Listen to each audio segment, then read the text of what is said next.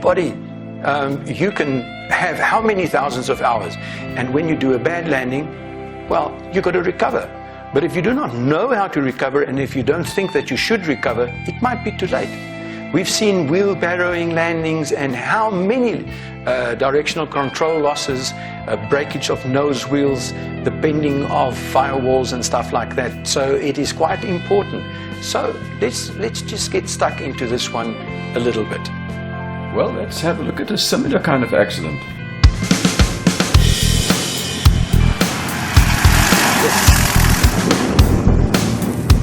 Okay.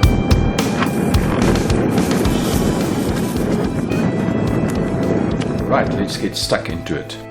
First of all, the aircraft landed in landing configuration, undercarriage and probably full or second notch flap.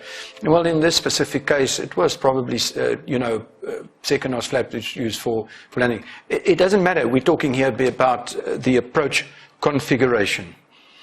The landing configuration stall speed is lower than the clean configuration stall speed. Yes, of course. How much is it less? Well, give or take a couple of knots, but about 5 knots. Nothing that you can go home and write about. Okay? It's just a quick bump there on the airspeed indicator.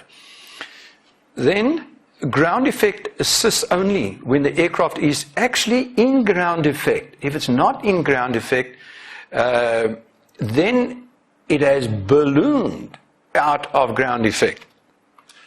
And that is the normal stuff. We're coming in and you hold off too much and she balloons. The moment that you balloon, you're actually losing ground effect. So ground effect can only be effective when you are close to the ground. I'm not going to get into the formulas of that. You know what I'm talking. Here would we land? We just balloon out of that, and immediately the capabilities of the machine actually changes. Unloading the aircraft will reduce the stalling speed further. These are one of those things that I'm amazed that so little people actually know that the basic stalling speed is done at 1 G. In other words, lift equals weight, 1 G. If you increase the G's, you are increasing the apparent weight, and therefore you are increasing the G's, therefore you are increasing the stalling speed. Same configuration. Just by loading it. Loading, it means to put load. Load is for the purists out there, that's your N. N equals total lift over weight. We just call it G's. As you load it and you put more G's in, your stalling speed increases. But then the opposite is also true. As you unload, the stalling speed gets down. So if your load is less than 1, then your stalling speed will become less than the normal basic stalling speed. All right, that's not the part of this exercise. Unloading or lowering the nose significantly needs height. Look here, it needs height. It needs height. And it might not be available. So you can't just push the nose forward if there's no height. When the aircraft is facing down, what are you going to do?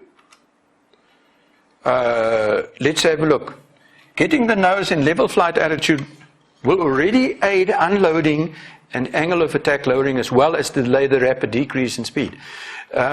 Remember now that if the nose attitude is too high, okay, you ballooned and now you push forward, and if you do that, there the ground is where you're going to fly in. So the idea is from a balloon not to over rotate towards the nose, because invariably there's going to be too little height. Okay? So the first part is from there to level the disc, or to, at least the aircraft. Here I'm getting back into helicopter mode now. All right, getting the nose level. And we said that. Adding full power is the magic ingredient. Look at this. Adding full power. Adding full power. That is the magic ingredient. Because the moment that you've got your landing configuration, you've got full power, I promise you the stalling speed will come down at least minimum another 5 knots. In some aircraft actually quite a bit more. Now I've shown that to guys when you do your full power stalls. Oh, while we're talking about full power stall, I don't want everybody to go out there now and go and do a landing configuration full power stall. No. go and do that with somebody that knows what they're doing and understand what they're doing. Because if you there flick and the flaps are out, you can overspeed the flaps and. So there's a little bit to know about that. But once you've seen how slow you can actually fly, you will get that confidence. But the confidence must be there. If it looks like a bad landing, open up that throttle, whichever hand is where the throttle is, and let that engine take you out. It will re-energize the insides of the wings. It will give you elevator. It gives you all the control that you need. Just open up the power. All right. Now, getting a little bit drifty there. I say the recognition that is not a good landing and the landing that needs attention is vital. So just look at that. If we do not see what's going to happen with us, we cannot react to it. And you'll say to me, but Charlie, you're one of those moods where you're trying to tell me that blind people can't fly. Yes, I'm telling you that.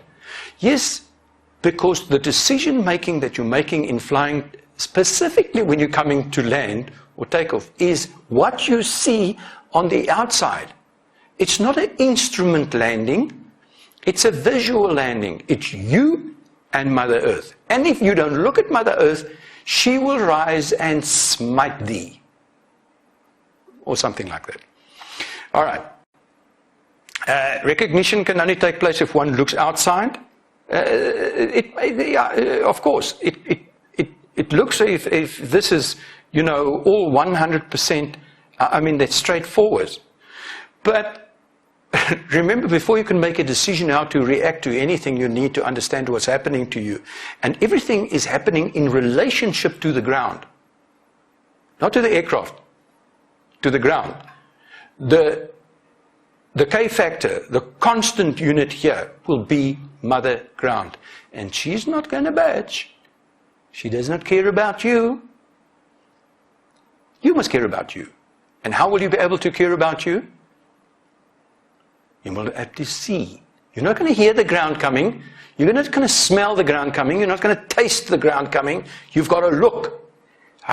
There's the ground coming. What must I do? And then not overreact.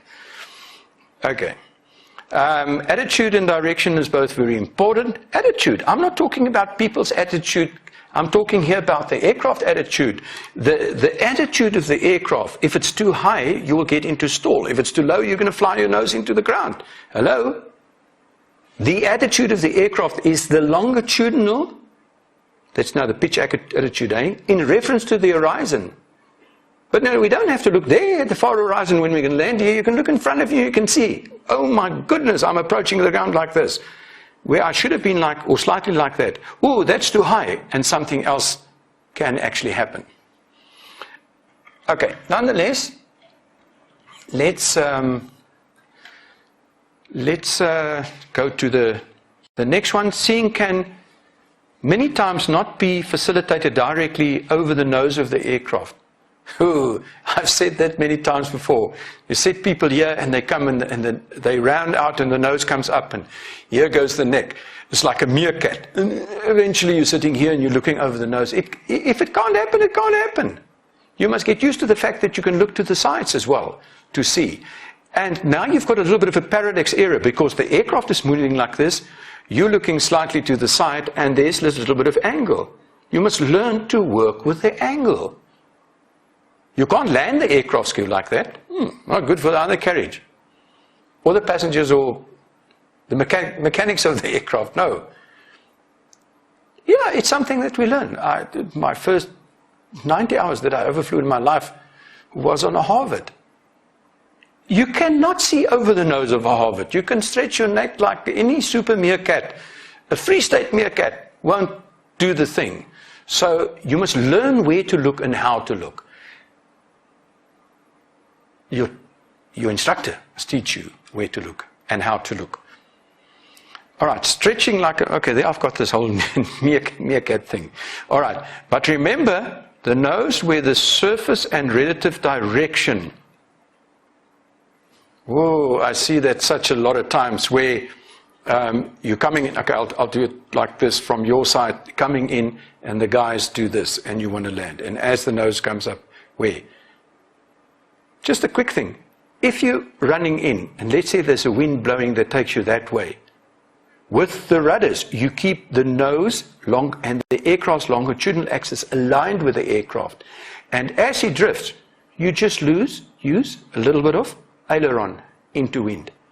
Yes, in other words, instead of the wind like this, it's going to balance and it's going to be like that. And you'll probably land on the one wheel before the other wheel. It's not that difficult. It can easily be accomplished, but you know, it's one of those things. You must try it. Okay, recovery from a bad landing, and that's what we're all about at this moment in time. Immediately unload the aircraft to a level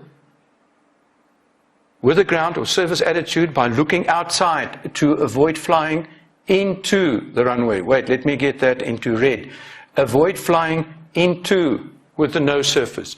That's the most common problem that we have, and that's the most common accident that we have, and that is, if you don't see it, and if you overreact, remember that once you've taken the aircraft, you round out and you balloon, and you've overcorrected it, then it's normally very, very difficult to try and round out a second time. And normally that leads to an impact of the nose. So if you balloon, it's not the end of the world. You've got to level. And now you negotiate the ground where you go slightly down and you do it. You've got to level the ship. Remember that. These are the phases in how you've got to do it. That's the way to do it. Okay?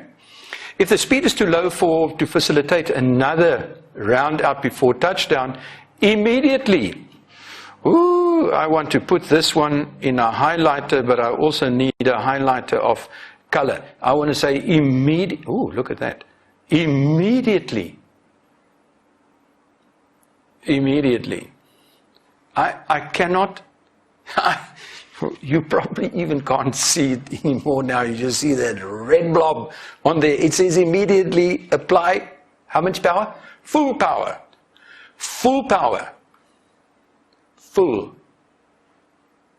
Whoa, but remember, the moment that you put full power, depending on the aircraft type, it can yaw to the left, it can roll to the left, it can mostly, if you go around, because you've trimmed for the landing and you put full power, the nose will pitch up. That's your biggest danger. So you cannot look inside. To open up full throttle, there's nothing to see inside. The speed is of just about zero consequence at this moment in time because it's too low anyway. We made the mistake. We look outside, full power, and immediately take the stick and make sure that we fly level with the ground. And that's important because now you're there, here you come, you see, oh goodness, I'm going to level the ship full power. The aircraft knows when to do that. Push it forward, look outside. Fly level until you've got your speed and you'll get away with it. I think I've made the point of the full power there so we can move on. Take care to maintain the level flight by countering. I just want to change that. By countering the aircraft tendency to nose pitch up. Okay. Now, why am I putting so much emphasis on this? I cannot name the types of aircraft because when I write about it, I'm in trouble. But now, over rotation on a go around, full power up, and that is the cause of many a tragedy.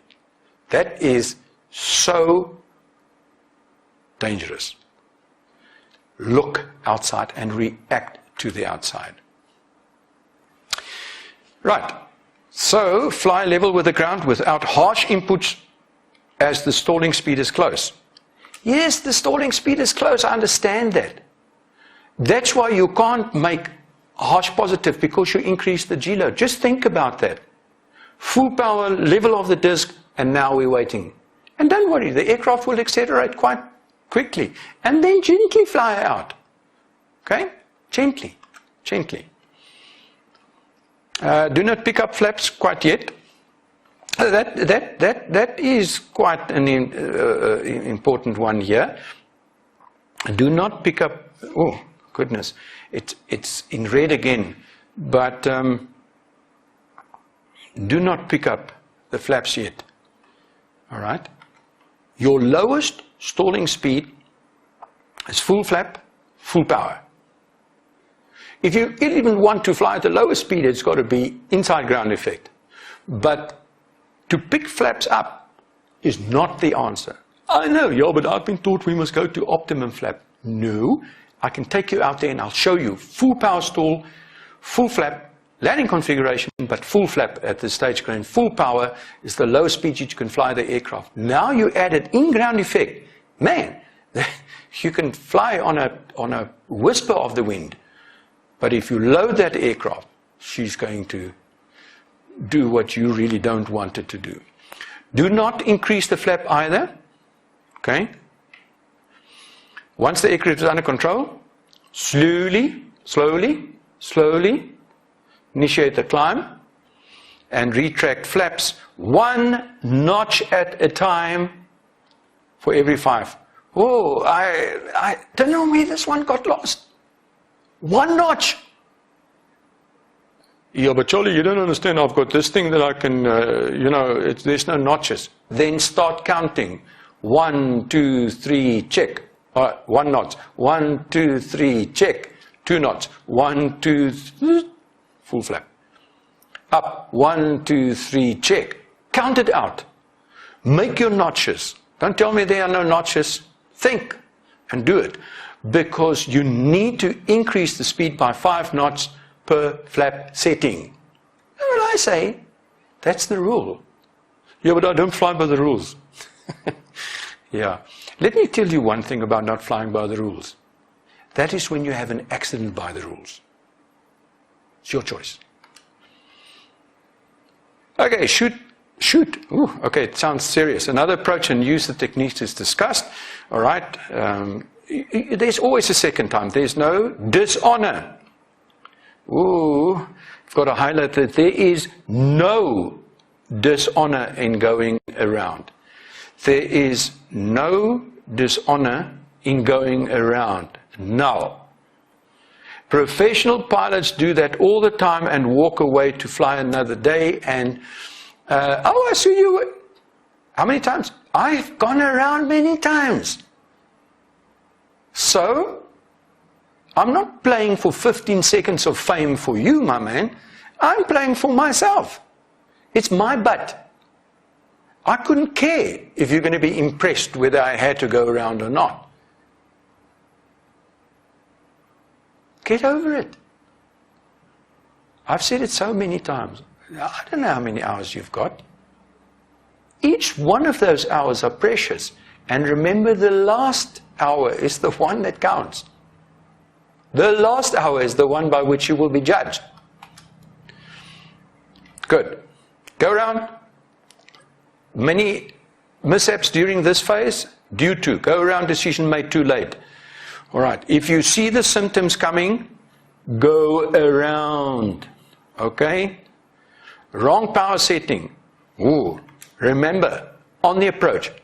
Well, on pre-landing, you're already going to set the mixture for altitude, pitch for the go-around, and the throttle is normally for the configuration to need, because you need a speed. But those two things, mixture and pitch, must be correct for the full power and rapid go-around. Depending on the height, never to reach, never to lean. I'm not teaching you how to set that. But remember, if you go around and let's say the pitch is coarse, I've heard it many times, then the mixture is set right, the pitch is too coarse, you open up in the air with it can't. It's too late then to say, ooh, sorry, it's got no impact. 0 aerodynamic relevance. Nux, nothing, zilch, haba. 0. Okay. Wrong configuration.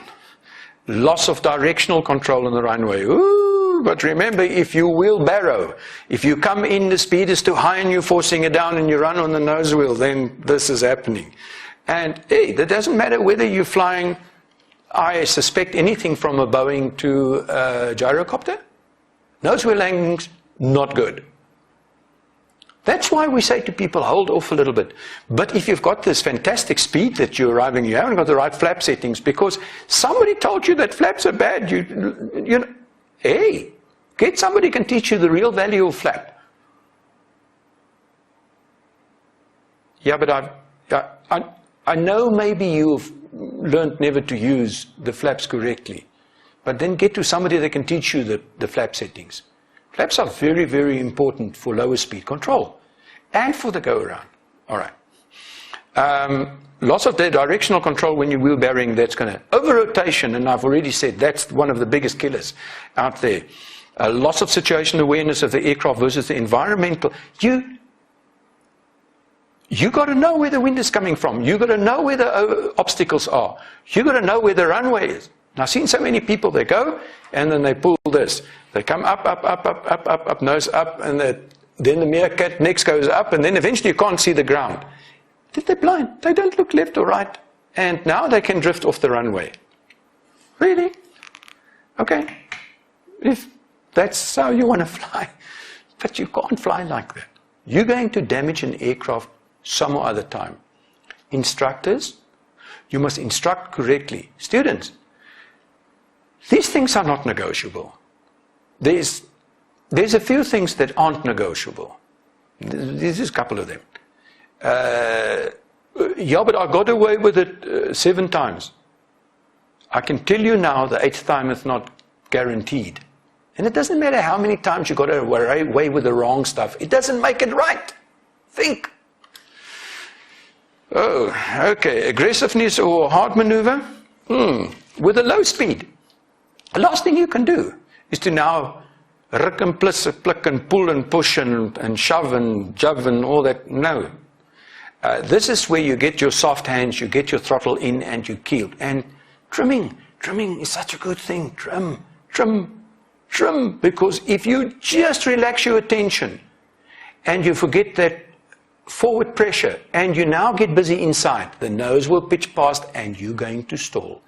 And it's too close to the ground. If it drops a wing, it's a goner. Let me get this one. When we do stall practicing, and you've done sport practicing quite a lot, we normally go straight and level and slowly up with the nose, and there she judges, goes down. Remember, if you over-rotate, you end up in that situation. Nose is far too high. And now, the attitude that would have brought along your stalling was much lower, but now it's already much higher. You're out of control. Before you are out of control, you got to think. These things are real. They really hurt, and they really required. Low speed downwind turns. Ooh, I can tell you many a pilot who said to me, and then all of a sudden it's like all the lift falls, and the lift is gone, and we fall out of the sky. Be careful. Helicopter pilots, be careful.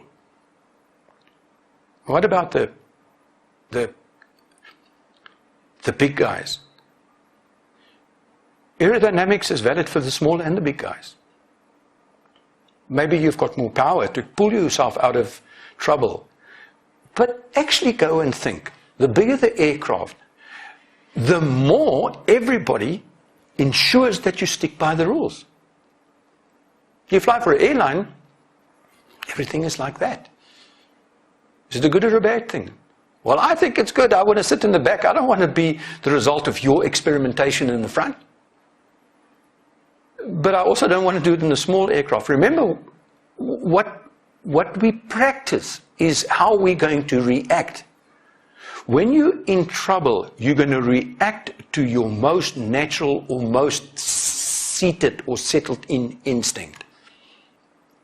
So if you've been taught the right thing and repetitiously did that, the chances that you will revert to that is very good. If you've been doing the wrong thing, you will never know and how to do the right thing. When you're under pressure, you're going to default back to your habit or that which you know. I know you've heard that before, but listen to it again. All right. Apply full power always, single prop, results in a yaw to the left. Not going to say too much. But remember, eyes outside. Then you will know to correct. Don't let it run all over the runway. Just watch where you're going. Maintain direction and control. Look outside. See the result. Now, remember, we look outside and we peep inside. We don't look inside and then up. We look, peep inside. Just from a landing, I just want to go with it. From the time that I retard the throttle to round out to land, the speed on the inside is zero significance. The height above the ground and the attitude of the aircraft is all that is significant. Speed doesn't count anymore. When we go around, now speed becomes important anymore. So understand to look at the right places. So here we're saying outside, directional control. So why are you running off a runway? Because you're not seeing that. And if you see, you must react. Otherwise, what the hell does it help you see? You can't, oh, I looked to the right and I saw the bus coming, but I still drove in front of it. Hello? Should I say, duh? It's one of those things. Okay, I understand. Sometimes in the moment it's too great, blah, blah, blah. But we must teach the youngsters that to be able to do the right thing under pressure.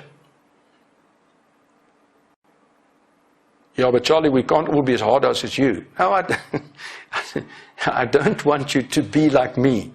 I want you to be like you. And how should you be? Not tolerant of the wrong stuff. Help. You can help them in a more gentle manner. I tend to slap it right. You can talk it right. It's going to take probably a little bit longer, blah, blah, blah. But that's not the point of the issue. The issue is you cannot let it slip. Each instructor, your student is a product of your instruction. You're cloning yourself, my man. My lady. Okay. All right. Once stabilized, peep inside, ascertain the airspeed, and then required unstick. Unstick just means to get the aircraft airborne. The actual unstick physical takeoff is a smooth maneuver with the intention to get airborne, accelerated level flight for your climbing speed. Okay? So, VY. Full power must be applied during the phase and only when safely in the air, a positive rate of climb, then you bring the power. If there's a positive rate in climb of everything, then you come back, throttle, set the pitch, and if needed, the mixture. Please don't do it as a rhyme, throttle, pitch, and mixture. And then you look at the, and you see, whoa, you've leaned off far too much. Because we do, you must look what you're doing. All right. Trim setting. Now, this whole thing here about the trim setting is crucial. Remember that the aircraft is going to be, if you come and land, the aircraft will, as your speed lowers the nose forward and you will trim up. You will trim up, you will trim up, you will trim up. The moment you go around, the nose will want to pitch. And now you've got to push forward and you've got to trim. Trim, the trim setting for a landing. And that's why we have to test. You can go and check in your PPL test, your CPL test, and your ATPL test. All of them contains that the way we have to test you on a bolt landing. It's just a fancy for a go around. It's a landing that you couldn't do. You've got to reject the landing. And then you go full throttle. That nose is pitching. Can you do that? It's got to be tested in each test. There it is. Why is it in everybody's test? Because that's so important. Because that's where the over-rotation comes from. And there, if you get busy inside the aircraft and you're not looking outside and peeping inside, it is not an IFR takeoff or go around. It's a VFR. If it was IFR and you were properly flying IFR, you would have seen it on the AH. Because you would have been scanning attitude, bang, DI, attitude, bang, VSI. You would have been scanning that attitude. Why would we scan it under IF conditions if we don't scan it on VFR conditions? All right. After takeoff must be done according to the manual, but on too low. Oh, I'm saying, yeah, remember that. If your after landing must be done at 300 feet, then do it at 300 feet. Okay? Because that flap setting that is the crucial one. Because if you have a problem, you've already got your first notch flap, your takeoff flap or your go around flap. Okay, just one of those things. Premature turnout. Ooh, a premature turnout with full flap after takeoff is foolish, it's dangerous, it's ignorant, and it is so I can carry on. You want to know the accidents that I can recite those accidents for you. I'm not going to mention the accidents here, but you think the go around, early turnaround with full flap and with the wrong kind of wing area, you're in trouble. So do we teach you for a high or low aspect ratio wing? No. We teach you one standard. This is what you do and this is what. And if you have to turn out early, speed, flaps. Do not. Full flap, bad news. On any aircraft on the go around. On the landing, good news. On the go around, not good news.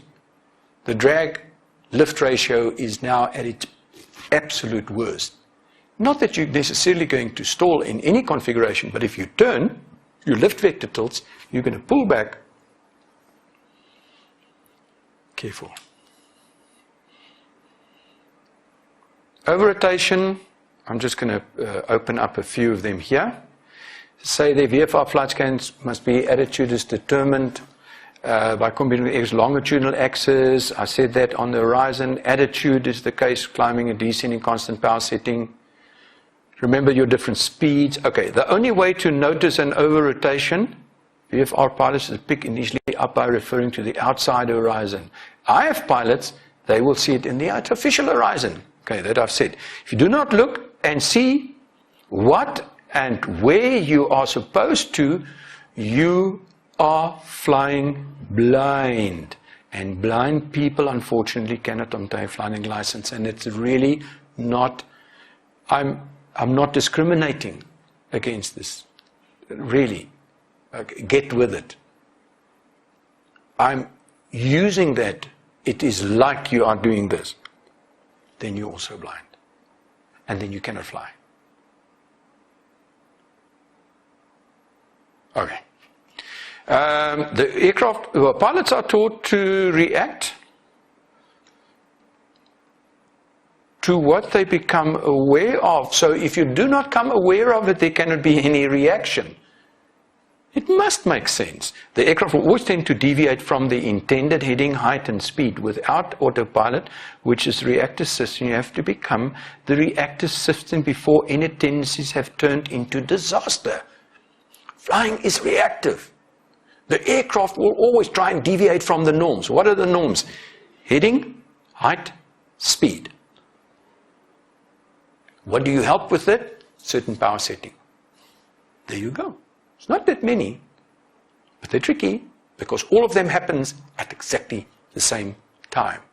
Fixate on one, the other one is going to show you a toffee. And then, now you look at that one, then that one jumps out. That's why we've got a scan. That's why we teach a scan. We teach a VFR scan and we teach an IFR scan. And your VFR scan must lead into the IFR scan so that when we train the pilots up to the next level, they can do that. Now you airline pilots are sitting there and you're saying to me, yeah man, well, you know, this is not for, hey guys, remember if that autopilot goes, then you're going to go back to attitude bank DSI and attitude bank DI. And you've got to fly the machine, you've got to be able to fly the raw data. I don't have to say that. Yeah, but you know, no, you can. In the simulators, you can do the training.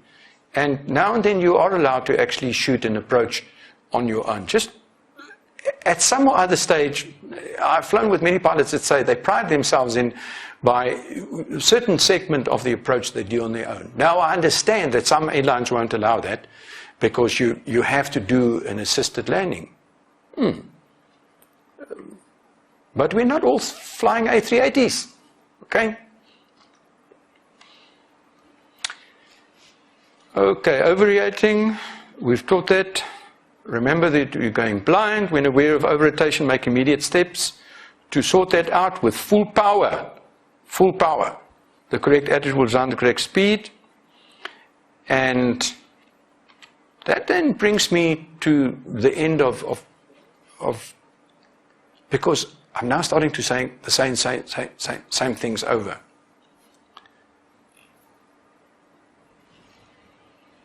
A fast landing, running out of runway, trying to force it down will always result in a nose wheel or wheelbarrowing the aircraft. Always. You lose directional control and you crash. We've had that here once or twice already. Second problem, you balloon. What do? You over-rotate and then you're in for a nose-wheel contact. And the moment the nose hits, it's going to do like this. It's going to, see if I can do it here. It's going to do that. And then this is going to slam down. And this is what's happening. So, if you balloon, level first. Check what you're doing, fly. If you cannot, take full power and go around. Do I want to make a point? I'm appealing to the instructors so that everybody can just become aware of how and where and what we do when we do a landing. Is it a bad thing to learn from other people, even though you have 20,000 hours? It can never be a bad thing to learn from others, but do not learn their bad sort of habits. Yeah, but remember, he's got 30,000 hours. It might. All right. I'm still not going to try and learn from you, but for me to understand whether you are handling the truth or not, I will know. And you know, how are you following things? What are you doing? Are you getting away with it? I've seen guys landing the 727 like a greaser landing, and it's supposed to be difficult, but they've got that knack on how they do it. Your secrets, pass them on, especially if they're good secrets. All right? That's the end of this flight safety meeting. I know that it's taken a while, but we need to learn something. Flight safety is an attitude. An attitude. There it is. It's an attitude. What attitude? It's inside here. Are you sticking to the rules? But before you can stick to the rules, do you know the rules? Have I spoken to too junior? You can never be too senior to listen to the basics. Because whenever trouble starts, it is the basics that will give you the best chance. I didn't say there's a guarantee, but it will give you the best chance. And if you respect yourself, which I suspect that you do, you will follow what is right. Right, ladies and gentlemen, that is then completed for this month. Until next month, what do we do? There's a couple of things. First of all, we must enjoy our flying. Don't push the limits. Let somebody teach you the limits. There are rules. There are regulations. It's easy to get past them. But then you are opening up your ribcage. So my appeal to you is, think. You're not actually flying in a civilized way because it necessarily suits you. It'll keep you alive. But remember, when you're not longer there, it's for your loved ones. So just for once, think that your stupidity can lead to the tragedy. But those who will feel the full impact of the tragedy is your loved ones. Is that what you want to do? I've got to be more on a positive note. This is the time of year when everything starts slowing a little bit down, and we're going to get this Christmas feeling. And don't get the Christmas feeling. Don't get into the air and just be that jolly. But really, go out there, and you will find, if you fly with inside the rules and you practice, you will become better, and it will eventually be the most joyful thing that you can do. I know. I don't want to do anything else. And I'm not going to do anything else. I'm going to do this until I'm totally incapable. And I probably will not know when it's going to happen, and you'll have to tell me when it's past my time. Until next month.